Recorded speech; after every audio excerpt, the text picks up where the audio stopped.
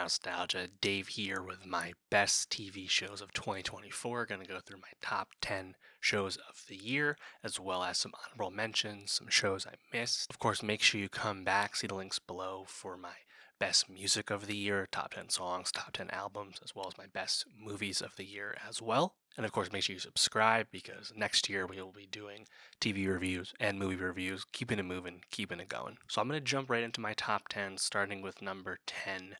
Every show I'm going to have on the list this year, I've already reviewed the season in full when that aired earlier in the year.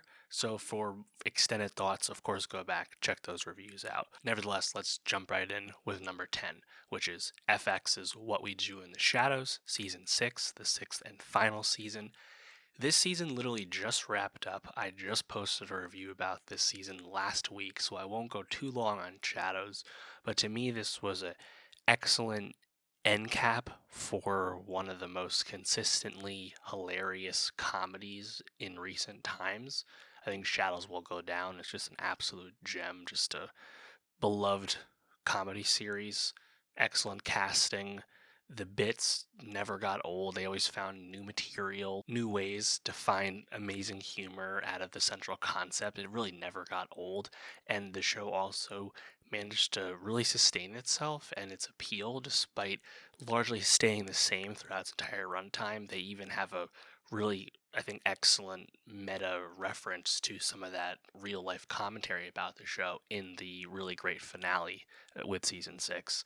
So yeah, Shadows has been on my list a few times before in the past for its past seasons. Also, one of the rare shows nowadays that actually comes out every single year. We literally got it the last 6 years. I mean, it's so rare these days. But yeah, what a gem. Gonna miss the show. Really funny. And season 6 is definitely up there as one of the best individual seasons of that series. Number 9 for me is The Boys season 4 on Amazon Prime Video. And it's funny to me because The Boys season 4, I think, is pretty obviously the least effective season of The Boys, but that is inevitably a high bar. It's a really excellent series due to its obvious and often on the nose comment on real life and how we see that manifested in this show. Even a lesser version by The Boys standards is still a great season of TV. I think the central appeal of what The Boys does and why that commentary is so effective, is so prescient, remains with this season, even if I think more than anything, The Boys season 4 is setting up a lot of interesting questions to be resolved in the fifth and final season. It's almost a bit of a interstitial season for a series that maybe wasn't originally envisioned to go 5 seasons, and then they stretched it out because it's a big hit. That's just my speculation. But regardless, Anthony Starr's performance as Homelander is the star of the show once again. Frankly, it's Emmy deserving if you ask me. I wish it got even more love than it already does. But yeah, The Boys, I think people know it's a massive show at this point, the biggest show on Amazon, and I think for good reason. And it's especially in the era of superhero malaise, the era of superhero film box office in pretty regular and across the board decline. The Boys really stands out as what you can actually accomplish within that genre when you have more adult themes, willingness to have an R rating, things like that, but also just think really smart writing. So yeah, shout out The Boys season 4. Number 8 is True Detective Night Country on HBO, True Detective season 4. This show is, I think, a bit polarizing, at least online. There's at least a vocal faction of True Detective fans, quote unquote, that didn't like this season. And yeah, it stands out for some of those obvious reasons that it might piss off certain types of people online. Namely, it was created by a woman and it stars 2 women. Yeah, I understand why some people might not like that compared to, of course, True Detective Season 1, Matthew McConaughey and Woody Harrelson. It's different. However, True Detective Night Country is an excellent use of the anthology series format. A show like this was probably not going to be greenlit unless it was put into the True Detective framing. And I think HBO, looking at this Night Country concept was really smart to take this show on. And when you cast a big time movie star who's having a bit of a career revival these days in Jodie Foster, and you pair her with someone who's a bit more unknown but equally compelling on screen in Callie Reese, and I think you have some real fireworks. And this is a show that has a mystery but isn't actually really concerned with the initially presented mystery. I think the appeal of what's going on in this show begins to evolve. There's almost like a audience fake out. Again, can be polarizing when the show storytelling wise goes that way.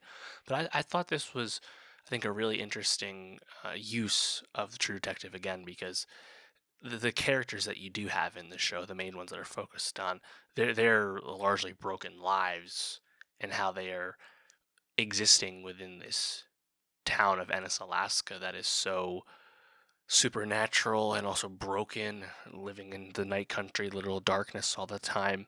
I found it quite compelling. I certainly didn't really see where it was going resolution wise, but I think it did really work, and I'm looking forward to more True Detective, especially kind of in this mold, because I think it's a little different, a little more high minded, and I think it's better for it. Number 7 for me is House of the Dragon season 2 on HBO. I mean, what more can you really say about just the sheer excellence of Game of Thrones on HBO?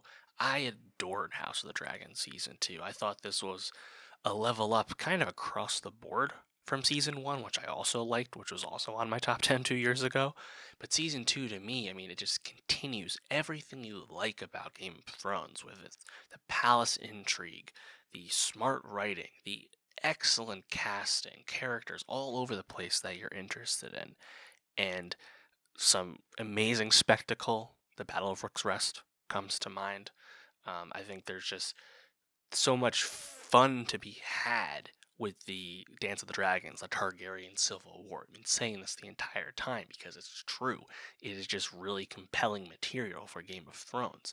And yeah, is the best still yet to come if you know what's going to happen? Absolutely. I think there were some people that got a bit frustrated where season 2 did and didn't go, in terms of seemingly not having the juice and the episode count to really get to the next big event. Thus, a character like Daemon, played excellently once again by Matt Smith, but Daemon is largely sidelined in Harrenhal for most of the season. To me, that was actually a really smart use of the script to write around the show's off the common challenge regarding certain characters have more things to do than others, and you have to progress other characters at a greater rate than you do some of the other ones. So the plot is not this linear thing across all of our storylines, and everything that happened with Daemon and Harrenhal, I actually thought was a brilliant way to have Matt Smith still be one of the stars of your show. He's going to be a featured starring member of the season. He's certainly going to be paid for every episode, regardless of whether he's in them. This was, I think, pretty great. And yes, did it spin its wheels a little bit and get a bit tiresome by the end? Sure, I'm completely sympathetic to that. But I thought it was a pretty great choice, honestly, all things considered. And I really can't wait for season 3, because I mean, I think there's so much here. There was great Aegon material. I thought the Dragon Pit, terror episode, basically a Jurassic Park for 20 minutes. I thought that was fantastic. I mean, there's so many highlights on this show. The addition to some other characters like Adam of Hole. I mean, the list goes on. I thought it was a really excellent season, and just still over the moon.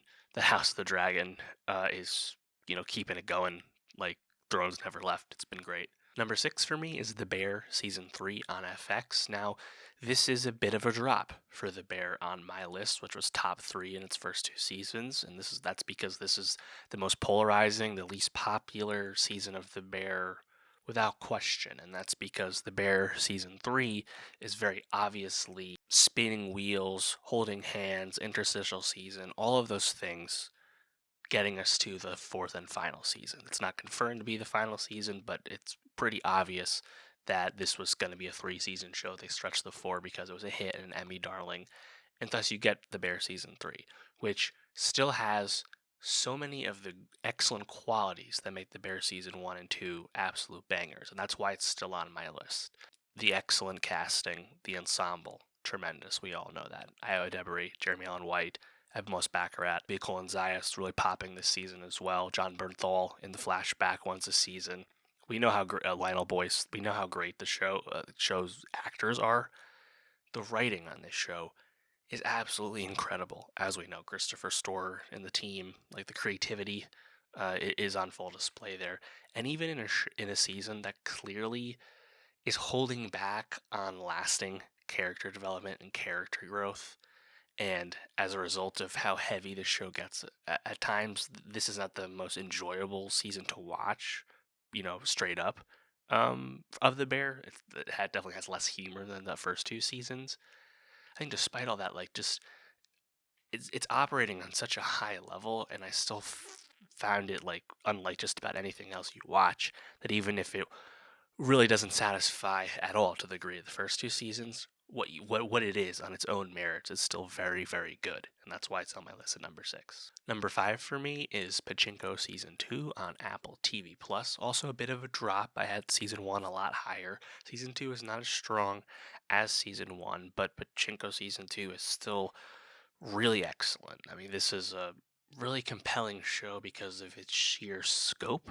I think the storytelling is very ambitious. Obviously, this is a book adaptation, but telling two storylines at the same time, one in the World War II and post-war era Osaka, Japan, and then the other in the late 1980s, early 90s Tokyo, and spending time with our central character Sunja in two very different stages of her life. It's hard to pull off, and I do think that the war timeline, the 40s 50s timeline, is a lot stronger and more consistent than the 80s timeline. There's just more meat there. There's just more, I think, richness there, just a bigger story. And the 80s storyline, I think, is a bit more straightforward and perhaps a little bit less interesting, although I think Anna Sawai really pops once again in a small supporting role, much like season 1 with the Great Kanto Earthquake flashback episode, one of the bar none great episodes of TV ever. Season 2 kind of runs that back. This time we have a really jaw-dropping, once again, episode about the dropping of the bomb in Nagasaki. I think across the board, though, with Season 2, there's a lot of satisfying character development and character payoff, really kind of across the ensemble. There's just a lot to really be impressed with. I wish this show was more popular than it was. It does not have strong ratings, but all we know, still has not been greenlit for a third season. I'm not super optimistic about it because it is an expensive show to make, but hopefully Apple will let it fly once again, even though we've largely adapted the book now through these first two seasons. Really happy that I made the time to watch this show, if this is all we got, because it's, I think, just really excellent craft across the board, and I think a really compelling, moving story with some great acting, some great writing.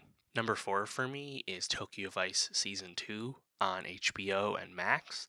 Man, Tokyo Vice leveled up across the board with Season 2. Season 2 is an absolute banger of a season. Unfortunately, it is the last season, but I think the series ended on a really satisfying note. This is a show that impresses on a number of levels. It actually got to film in Tokyo, which is incredibly rare and hard to pull off. A great story there on its own, so therefore the show looks absolutely incredible. But this is an awesome show just kind of about work and character dynamics, and the fact that it's a period setting, I think, really takes us back and keeps it moving. But Sho Kazumatsu really popped on this series as Sato. He's incredible in Season 2. The show also does, I think, a really good job of handling the fact that its ostensible lead character, Jake Adelstein, played by Ansel Elgort, doesn't come across as a white savior or like a white POV character. He's just one of the characters, one of the ensemble. And unsurprisingly, the dynamics of Yakuza, ground wars mixed with media coverage and the police is incredibly pulpy and entertaining. Like, this season really knocked me out. I think it's a absolute banger. This show is criminally underwatched, and I do hope that this show develops a cult status over time. And I think there's a chance of that because, of course, there are high-profile people involved. Elgort, Ken Watanabe, of course. So I'm hopeful.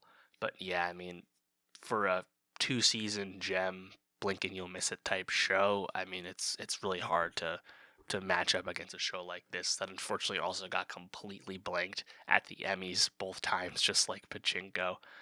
Yeah, shout out Tokyo Vice. Really impressive level up this year.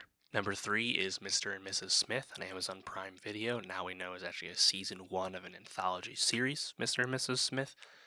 This show was, I think, like the first like true like absolute gem of the year. Came out a while ago at this point, but man, this show really knocked me out. Obviously, there was a lot of hype and anticipation and build up to this series. At one point, Phoebe Waller-Bridge was involved. Her and Donald Glover kind of split creatively on this, and what you get, despite the obviously homage and reference to the Brad Pitt and Angelina Jolie film of 2005, but what you get in this series is, I think, an incredibly deep, vast show where, yes, it's about modern day hitmen partners who are married for their job but aren't actually in a real relationship. Like that is actually not what this show is about at all. This show is about your relationship to work, your relationship to your spouse, how those things mix. This is a amazing travel show, absolutely beautiful. Two incredible performances, some of Donald Glover's best acting work ever outside of Atlanta, and he has amazing chemistry with Maya Erskine, who really blows you away on this show. This is a show that's funny, it's deep, it's dark, it has brief moments of great action and chase and whatnot, but it's the emotional stakes and the emotional payoff that's like the true plot progression on this show, and the fact that it's all this is happening within the genre framework of hitmen doing their job. It's just an absolute gem. I can't wait to see what they do at season 2, which will actually have all new actors, of course. But yeah, absolutely love this series. Number 2 is Industry season 3 on HBO. This is the best season of Industry, a show that I already adored, a show that continues to get better with every season. Mickey Down, Conrad K, the creators of the series, they definitely have next. I think this show has such audaciousness, such a willingness to change what it is, what its priorities are, and is not afraid to shake up the board and flip the board over for that matter in terms of like what happens to Pierpoint at the end of the season, for example. But this season, you have Ken Leung's Eric finally be a fully fledged member of the cast and absolute fireworks throughout the season. He's incredible. And Mahala Harold's Harper is now kind of flipped around and becomes the boogeyman on the season, a role Eric previously inhabited. Of course, I think everything between Yasmin and Rob is, I think, really compelling, and the way that resolves is heartbreaking. I think Harry Lottie, excellent presence throughout the show, handling a lot of difficult material for sure. And then the Yasmin character, again, a character that's been able to kind of ebb and flow as the show has progressed, but I think everything that's gone on with her and how through her character this show really tackles class and class expectations, unlike it hasn't really done that at all in its first 2 seasons. And of course the core premise of the show, just the high stakes world of high finance in London, fucking rules to watch on TV. And of course, Industry season 3 also has one of, if not the greatest episodes of the entire year, namely, I believe it was episode 4 or 5, the Rishi centric episode where he goes completely on tilt, and due to his gambling addiction.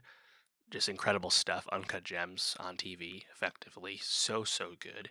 And what this show has done with the Rishi character, who really starts off on the show as really just a side character for comedic relief. I mean, it's been absolute blossoming. It's incredible. I need HBO to pony up and like get behind this show at the Emmys, because this is their horse. Like, this show is insane. Like, I just can't say enough good things about it. I had a lot to say when I did the review. Check that out. But yeah, shout out Industry season 3.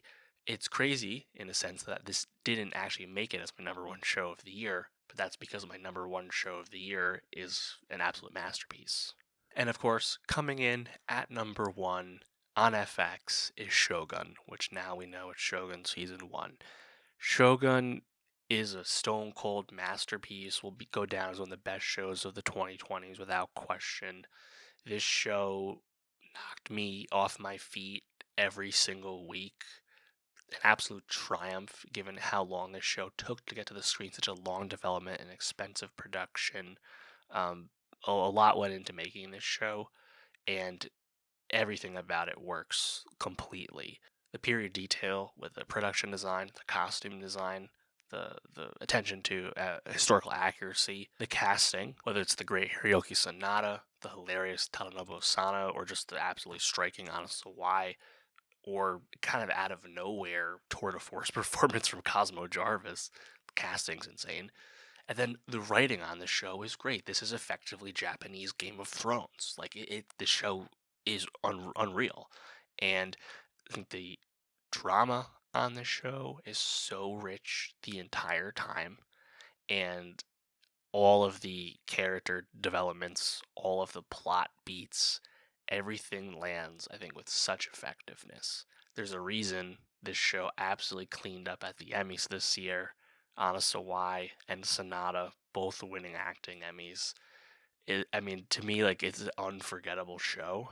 I had a lot to say about it when I did the season review. To me, it's been so heartwarming to see this show really blossom and get all those awards, because I think when it first came out, it started to pick up steam and become a bit of a hit quite quickly, which is not what I saw coming. But I think to see the rallying around it, right? The first show of its kind, a show in a foreign language to win Best Drama Series at the Emmys. Like, it's historic, but it's historic for a reason because it's just fucking excellent. Of course, season 2 presents a lot of challenges in terms of what characters can return. We know Sonata will be back as Toranaga, so we'll see. But yeah, I mean, even if season 2 will have a really tough act to follow, I think season 1 is really going to stand the test of time. Just an immaculate season of television. Kind of easily my number one. Basically, as soon as I got a few episodes in, I was like, it's going to be incredibly hard for this show to be topped. And it turns out it was not topped. So yeah, shout out Shogun. Now I'll get into my honorable mentions, some shows I missed as well. But before we do, let's just quickly recap. These are my top 10 TV shows of 2024. At number 10 is What We Do in the Shadow Season 6 on FX. At number 9 is The Boys Season 4 on Amazon Prime Video. Number 8 is True Detective Night Country on HBO. Number 7 is House of the Dragon Season 2 on HBO. Number 6 is The Bear Season 3 on FX. Number 5 is Pachinko Season 2 on Apple TV+. Number 4 is Tokyo Vice on HBO.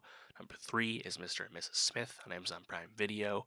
Number 2 is Industry Season 3 on HBO. And number 1, the best show of 2024, is Shogun on FX. So I'll get to my honorable mentions in just a second, but I want to shout out 3 shows in particular that I want to see. I haven't seen yet. I mean, it's been hard to make the time. Obviously, consuming so much TV, so much movies, so many movies as well.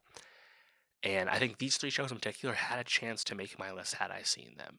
One would be Black Doves on Netflix, the Keira Knightley, Ben Whishaw series that came out just a few weeks ago. I just didn't have time to see it, but I'm really looking forward to checking it out. Also, pretty similar, only came out like a month ago on FX, would be Say Nothing, the IRA, Northern Ireland drama series. Looking forward to seeing that. And then also came a bit earlier in the year on Netflix would be Ripley from Steve Zalian, starring Andrew Scott.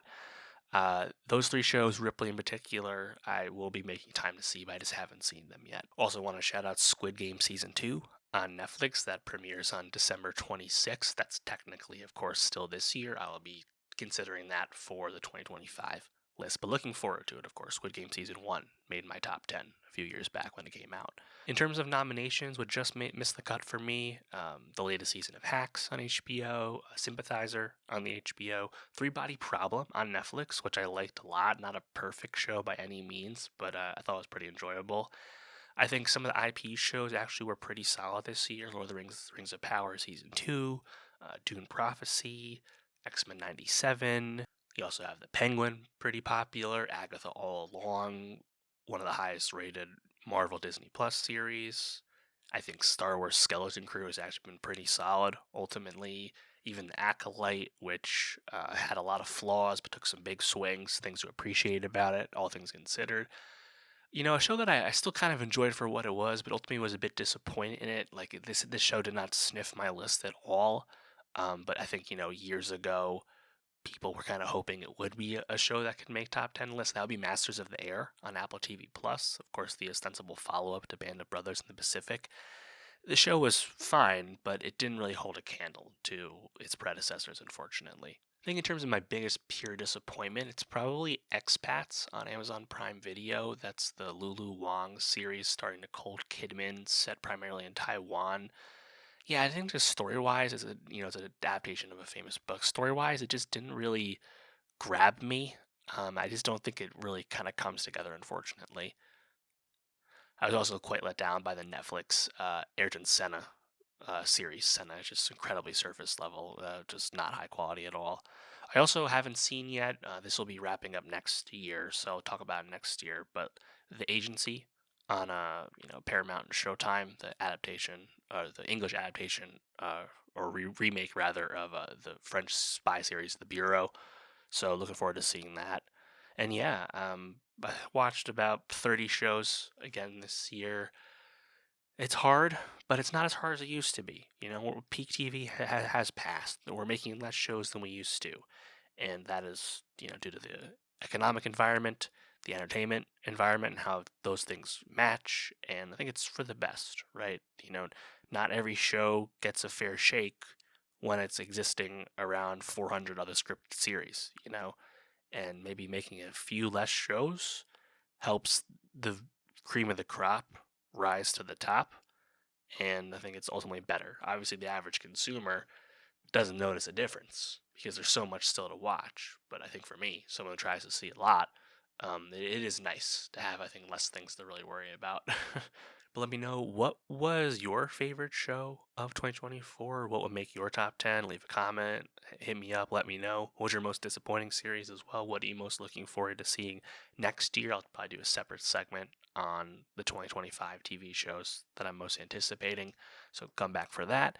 And of course, again, make sure you come back for top 10 albums, top 10 songs, top 10 movies, top 10 K-pop songs. Got more best of 2024 on the way. Make sure you subscribe, youtube.com/nostalgiapod, linktree.com/nostalgiapod. See links below. I'll link the top 10 lists for the other mediums as well, linked below. Get all that, and I'll see you next time.